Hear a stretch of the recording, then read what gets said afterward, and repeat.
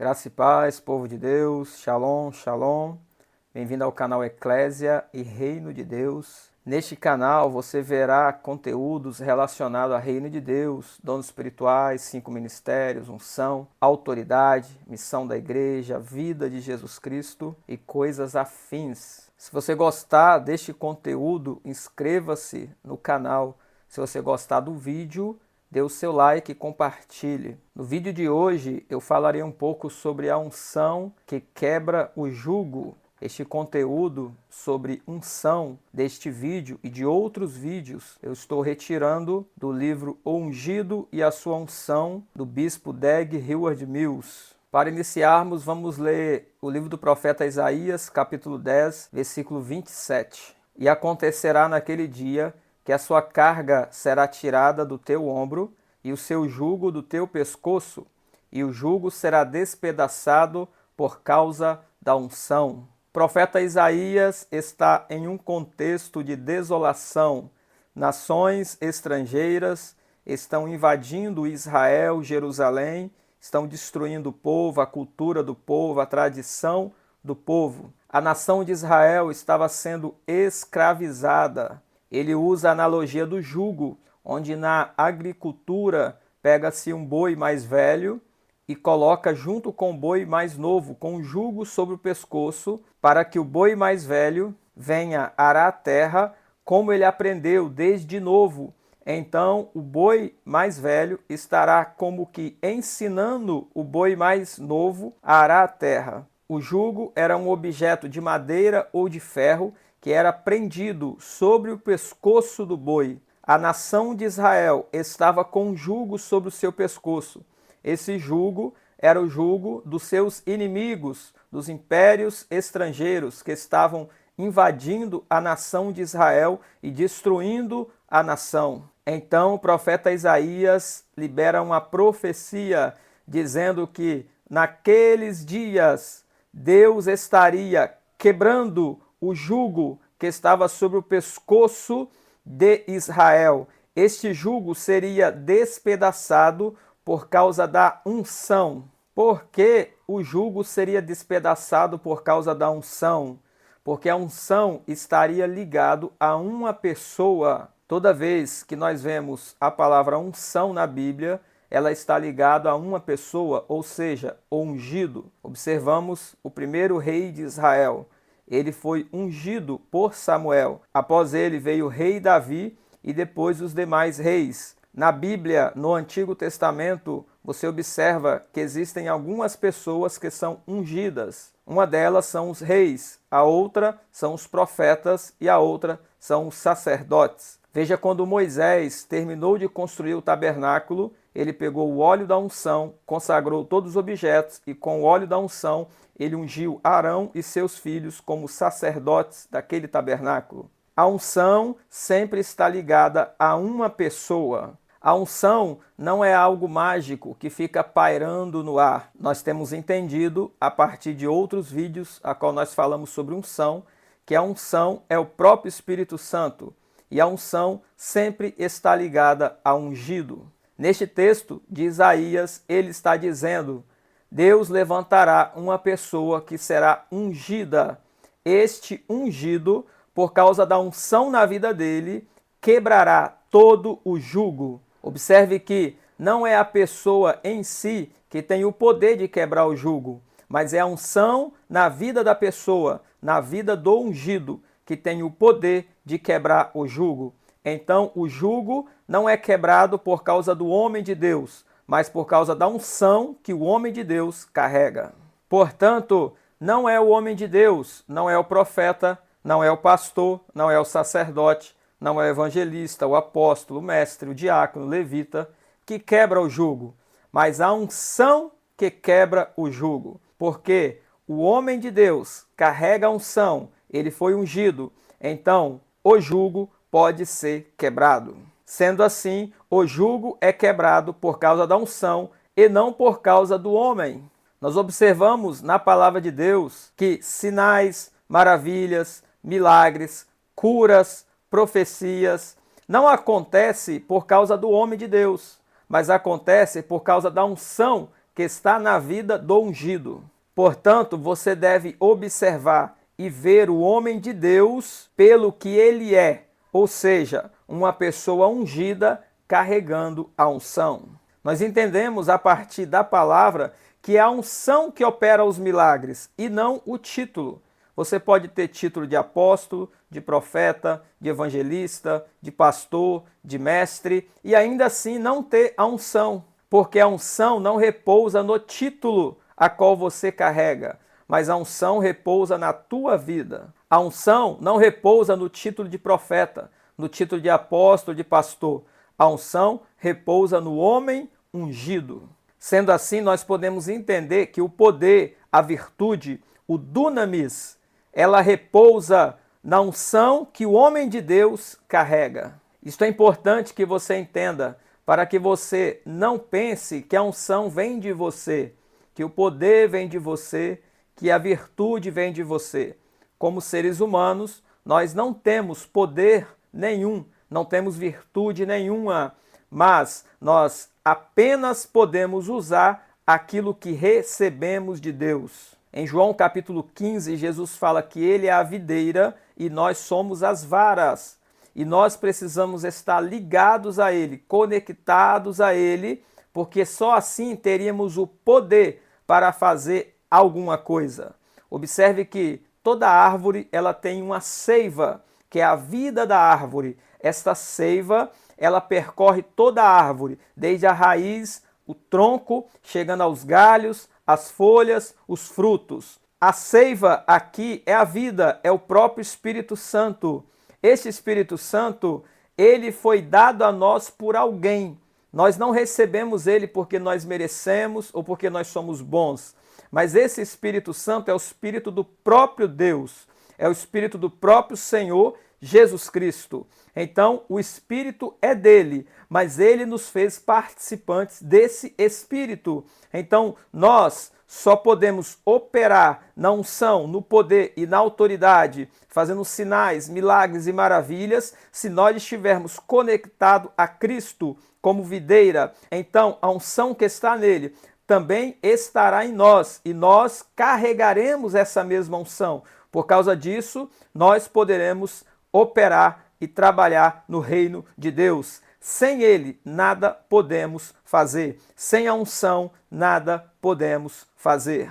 É importante que você entenda isso. Quando você lê a respeito dos anjos na Bíblia, Deus deu da sua glória aos anjos, mas os anjos não têm vida em si mesmo, não têm glória em si mesmo, não têm honra em si mesmo, não têm santidade em si mesmo.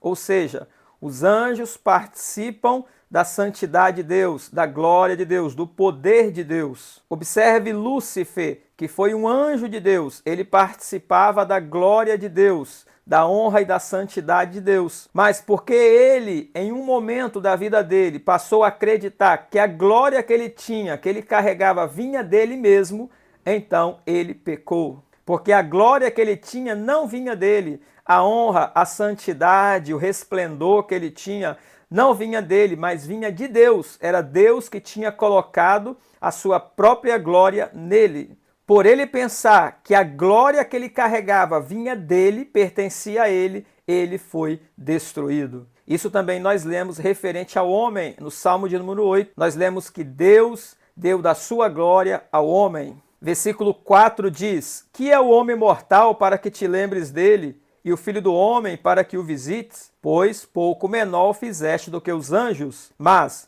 de glória e de honra o coroaste. Nós somos criatura de Deus. Hoje nos tornamos filhos por causa da obra redentora de Jesus. Mas, mesmo como filhos, nós participamos da glória de Deus porque ele nos deu desta glória. Nós não merecemos essa glória, não merecemos esse Espírito, não merecemos a unção, mas ele nos deu para participar. Isso nós lemos em Romanos, capítulo 8, versículo 30. E aos que predestinou, a este também chamou. E aos que chamou, a este também justificou. E aos que justificou, a estes também glorificou. Quem somos nós diante de Deus? O próprio profeta Isaías diz que nós somos como a erva. Tudo que temos não vem de nós mesmos, não tem origem em nós. É Deus que nos elegeu, é Deus que nos chamou, é Deus que nos justificou, é Deus que nos glorificou. Tudo vem dele. Este foi o pecado de Lúcifer, quando ele passou a acreditar que o que ele tinha pertencia a ele mesmo, que ele era dono, que ele era a origem da glória que ele tinha, sendo que ele estava iludido, enganado. A glória que ele tinha vindo de alguém mais poderoso do que ele. A glória que ele tinha vindo do próprio Deus, porque Deus é criador e nós somos criatura. Portanto, a unção que nós carregamos, ela não vem por causa das obras que nós praticamos, ela não vem por causa dos nossos méritos, mas ela vem por causa da obra de Jesus Cristo. E ele escolheu nos dar esta unção. Vamos ler Atos capítulo 3, a partir do primeiro versículo. E Pedro e João subiam junto ao templo à hora da oração, a nona, e era trazido um homem que desde o ventre de sua mãe era coxo, o qual todos os dias punham à porta do templo, chamada Formosa, para pedir esmolas aos que entravam. O qual, vendo a Pedro e a João que iam entrando no templo, pediu que lhe dessem uma esmola. E Pedro, com João, fitando os olhos nele, disse: Olha para nós. E olhou para eles, esperando receber deles alguma coisa. E disse Pedro: Não tenho prata nem ouro, mas o que tenho, isso te dou. Em nome de Jesus Cristo Nazareno, levanta-te e anda. Neste texto, nós vemos o relato onde Pedro cura o coxo que estava na porta formosa do templo. E Pedro vai precisar se explicar a respeito do que aconteceu ali. Quando Pedro operou este milagre na vida deste coxo, as pessoas que estavam ali, que viram o milagre, que conheciam aquele homem, olharam para Pedro, olharam para João e pensaram que eles eram a causa do milagre, ou seja, eles pensaram que a origem do milagre estava em Pedro. Quando Pedro viu o que estava acontecendo, que aquela multidão estava olhando para ele, veja o que ele responde lá no versículo 12. E quando Pedro viu isso, disse ao povo: Homens israelitas, por que vos maravilhais disto? Ou por que olhais tanto para nós, como se por nossa própria virtude ou santidade fizéssemos andar este homem? Observe que o que Pedro está dizendo é que o povo estava pensando que por causa da virtude do próprio Pedro, da sua própria santidade, ele fez aquele homem se levantar. Mas Pedro vai se explicar e dizer que não era por causa dele que aquele homem se levantou. E ele vai dar a resposta, por que aquele homem recebeu a cura. Continuando a partir do versículo 13.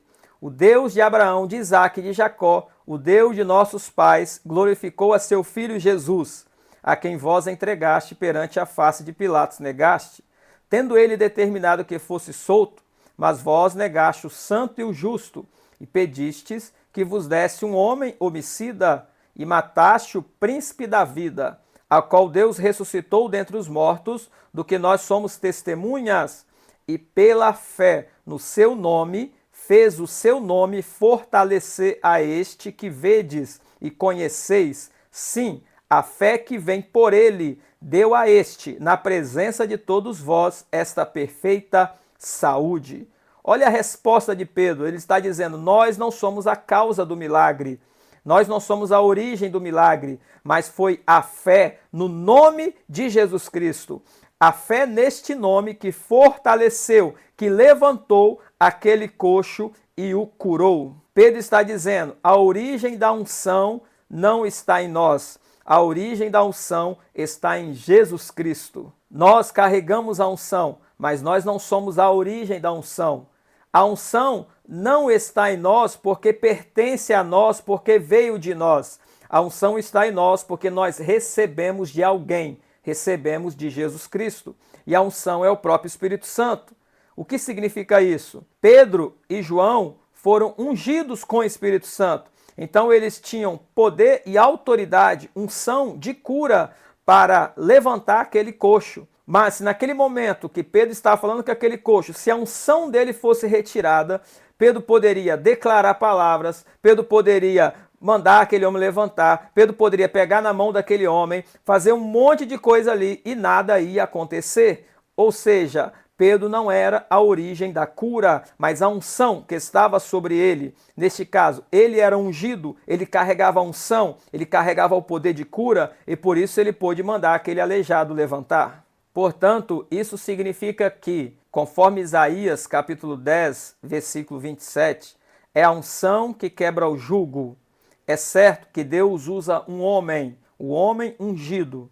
Isaías estava profetizando a respeito de Jesus Cristo. Mas após Jesus Cristo, outros ungidos viriam. Jesus ungiu os 12 no cenáculo, na descida do Espírito Santo. Ele ungiu 120 e depois ele foi ungindo. E ainda hoje, Jesus ele unge pessoas com seu Espírito. Portanto, a causa do milagre não é o homem, mas é a unção, porque o ungido carrega a unção. Se o próprio Jesus não tivesse sido ungido com o Espírito Santo, ele não teria poder para fazer nada, mas porque ele foi ungido com o Espírito Santo, ele pôde ter poder e agir. O Espírito Santo é a unção de Deus que opera através de nós. E é através dessa unção que nós, como ungidos de Deus, podemos quebrar todo o jugo. Porque não somos nós que quebramos o jugo. Não é porque nós somos apóstolos, profetas, evangelistas, pastores, mestres, levitas, diáconos, obreiros, mas é a unção que o homem de Deus carrega